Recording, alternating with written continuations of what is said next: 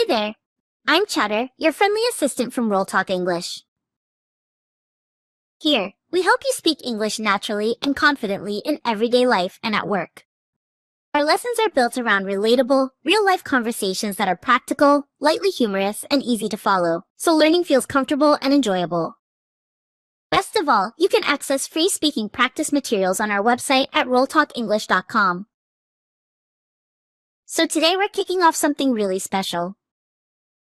A brand new travel series where stories aren't just about places. They're about people, emotions, and those little unforgettable moments that stay with you long after the trip ends. And in episode 1, we're heading to a country that's full of color, culture, and surprises. Malaysia.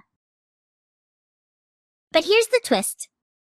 Instead of a typical travel guide, you'll be listening in on a real natural conversation between two close friends. Henry and Ethan. Ethan just came back from Malaysia, and trust me, he didn't just visit. He experienced it. From the busy streets to quiet local corners, from food that completely shocked him, to moments that made him stop and think, wow, this place is different. And Henry? He's just like us. Curious, asking questions, reacting, sometimes even laughing at Ethan's mistakes. So as you listen, you're not just learning about Malaysia. You're learning real English, how people actually speak, react, and share stories in everyday life. Alright, get comfortable, maybe grab a drink, and let's jump into Episode 1, The Quiet Time in Malaysia.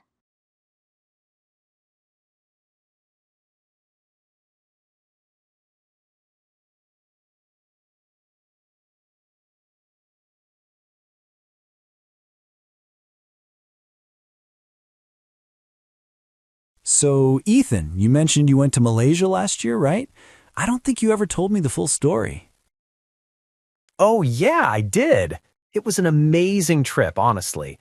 I went for about 2 weeks, mostly Kuala Lumpur, Penang, and a few days in Langkawi. Nice! I've heard Langkawi is beautiful. Beaches and stuff? Exactly. White sand, crystal clear water. It was like something out of a travel magazine. I stayed in this small beach resort, not too fancy, but right by the sea. I'd wake up and just walk straight into the water. Man, that sounds like a dream. What about KL? Was it super busy? Oh, totally. Kuala Lumpur is buzzing. So much traffic, tall buildings, shopping malls, and food stalls everywhere. But I liked it. The vibe was modern, but also very cultural. I visited the Petronas Towers at night. Absolutely stunning. Did you go up to the Sky Bridge? Yeah, the view from up there is insane. The whole city just lights up. But you need to book in advance. They only allow a certain number of visitors each day. Noted. What else did you do? Penang was actually my favorite part. It's more relaxed with a strong heritage vibe. I stayed in Georgetown, where the street art is everywhere, on the walls, doors, even sidewalks. Oh, yeah. I've seen pictures of that. The boy on the bicycle painting. Did you see that? I did! It's so cool in real life. I actually took a bunch of photos pretending to ride the bike. And the food, Henry? The food was out of this world. Don't do this to me while I'm hungry. What kind of stuff did you try? Char kway tao, nasi kandar, laksa. Everything was flavorful and spicy and just delicious. And it was super affordable. You could eat like a king for just a few dollars. That's dangerous. I'd gain 10 kilos in a week. Honestly, I did put on a bit of weight, but I have zero regrets. Sounds like you had the full experience. City, culture, food, beach. Yeah, and the people were really friendly too. I got lost once in a market, and this old uncle literally walked me to the bus stop himself. Everyone speaks at least basic English, so it's easy to get around. That's good to know. Did you travel alone? I did. First time solo, actually. At first I was nervous, but it ended up being really empowering. I had time to think, to slow down. I actually felt more connected to myself. I get that. Traveling alone is like pressing reset. I've only done it once, but I loved it. You should definitely go to Malaysia. I can send you my itinerary and some tips, best food spots, things to avoid, all of that. Please do. I've been itching to travel again, and that sounds like a solid plan. Thanks, mate. Anytime. Just promise me you'll try the laksa. It's life-changing. Deal. Laksa or bust. So, how did you get around while you were there? Like, did you rent a car or just rely on buses and stuff? Nah, I didn't rent a car. Honestly, Malaysia's public transport is pretty solid, especially in Kuala Lumpur. They've got this light rail system called the LRT. Super cheap, super efficient. Oh yeah? Like the tube? Kinda, yeah. Clean, air-conditioned, and always on time. And they've got Grab, basically their version of Uber. I use that a lot, especially when I was too tired to figure out bus routes. Sounds convenient. I always stress about transport when I travel. I hate that lost tourist feeling. Same here. But in Malaysia, it's pretty easy to navigate. The signs are in Malay and English, and most drivers speak enough English to help you out. I never really felt lost for long. What about between cities, like KL to Penang? How did you manage that? I took a bus. There are these long-distance coaches, super comfortable. Reclining seats, aircon, even USB chargers sometimes. It took about 5 hours, but I just slept most of the way. That actually sounds decent. I always imagine long bus rides to be kind of a nightmare. Normally, yeah, but this was pretty chill and cheap. I think I paid like $15 or something. That's nothing. Flights in Europe are more expensive than that. Exactly. And if you prefer faster travel, there are also domestic flights. I flew from Penang to Langkawi. It took less than an hour. Oh, you flew? Yeah, and the airport experience was surprisingly smooth. No long queues or chaos, just in and out. All right, you've convinced me. Malaysia's transport system sounds way better than I expected. It really is. Efficient, clean, and budget-friendly. You don't have to stress about getting from place to place. You can actually relax and enjoy the journey. I love that. Traveling's stressful enough already. Good transport just makes the whole trip smoother. Exactly. Oh, and in Penang, I rented a bicycle for a day. Best decision ever. Riding through old town streets, stopping for snacks, taking photos of the street art. It was like being in a movie. A very sweaty, tropical movie. Yes, sweaty, humid, and completely worth it.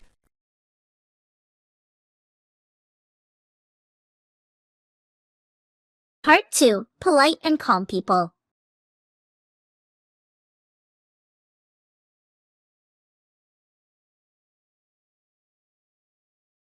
Last time, you talked about food and transport. This time, I'm curious about the people. What are Malaysians really like? Honestly, they're some of the most polite and calm people I've met. Very soft-spoken, especially at first. So, not loud, not rushed? Exactly. People don't like confrontation. They're friendly, but in a gentle way, not overly excited.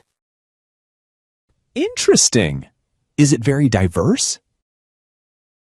Super diverse. You'll meet Malays, Chinese, Indians, and many mixed backgrounds, all living together. Does that affect daily life? A lot. You see it everywhere. Food, language, festivals, even how people dress. What about religion? I heard Malaysia is mostly Muslim. Yes, Islam is the main religion. You hear the call to prayer, see mosques everywhere, but what surprised me was how peacefully different religions coexist. Like? You can see a mosque, a church, and a Hindu temple on the same street. People respect each other's beliefs. That's actually really nice. Yeah. During Ramadan, non-Muslims are very respectful. And during Chinese New Year or Deepavali, Muslims join the celebrations too. What about history? Did you feel it's a young country or an old one? Both. Malaysia has a long history of trade, influenced by Malay kingdoms, Chinese merchants, Indian culture, and British colonial times. But modern Malaysia feels very forward-looking. In what way? Economic growth. Cities like Kuala Lumpur feel modern. Skyscrapers, malls, tech startups. But just an hour away, life slows down completely. How's the lifestyle there? Balanced. People work hard, but family time is important. Evenings are for food, chatting, and relaxing, not rushing home stressed. Sounds healthy. It is. People sit for hours at mamak stalls, just talking. No pressure, no hurry. Did living there change you? Yeah, I became more patient. I learned to slow down, listen more, and respect different ways of life. That sounds like more than just a trip. It really was. Malaysia didn't shout at me, it quietly taught me things. Part 3. Funny mistakes, social rules, and cultural surprises.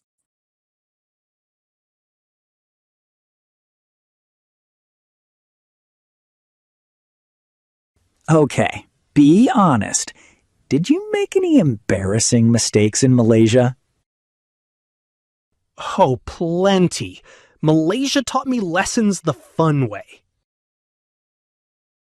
Now you have to tell me. All right, first mistake, I used my left hand to give money. Uh-oh. Yeah. The cashier didn't say anything, just smiled politely. Later, my friend quietly told me, "Hey, better use your right hand." That's a cultural thing, right? Exactly. Left hand is considered less polite, especially with elders. Any language disasters? Oh, yes. I learned one Malay word. Boleh. That means can, right? Yes, but it also means okay, maybe, or sure. So I kept asking questions and got boleh as an answer. And you were confused? Totally. I was like, so is that a yes or no? Malaysia taught me that answers can be soft, not direct. What about personal space or manners? People are very polite, but also indirect. They rarely say no straight to your face.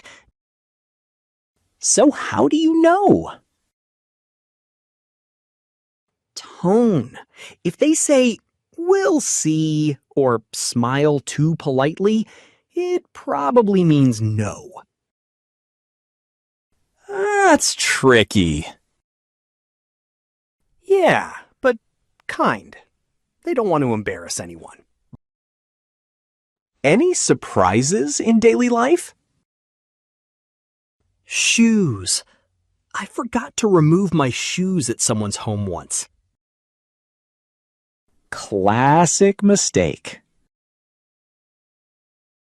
The host didn't scold me. He just gently pointed at the shoe rack and smiled. So Malaysians correct you without making you feel bad? Exactly. That's what I loved most. What about public behavior? People are calm. No shouting, no pushing. Even in traffic jams, drivers stay surprisingly patient. That would change my personality. Same. I learned to slow down, wait, and not take things personally. So what's the biggest lesson Malaysia taught you? Respect doesn't need loud words. Kindness doesn't need explanation. And culture isn't learned from books. It's learned from small mistakes. That's actually beautiful. Yeah, Malaysia smiled at my mistakes, and that made me want to learn more.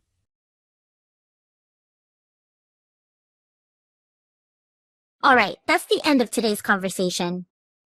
I hope you enjoyed learning English through real stories, real emotions, and real cultural moments. Remember, making mistakes is part of learning. The more you listen, repeat, and practice, the more natural your English will become. If you like this kind of conversation-based learning, don't forget to like, subscribe, and share this video with your study partner. You can also find more practice scripts and role-play materials on our website, rolltalkenglish.com. One tip to level up your English. 1. Find a partner. 2. Practice real-life conversations from our website. 3. Take turns in different roles and train yourself to speak naturally. Thanks for learning with me. I'm Chatter, and I'll see you in the next episode.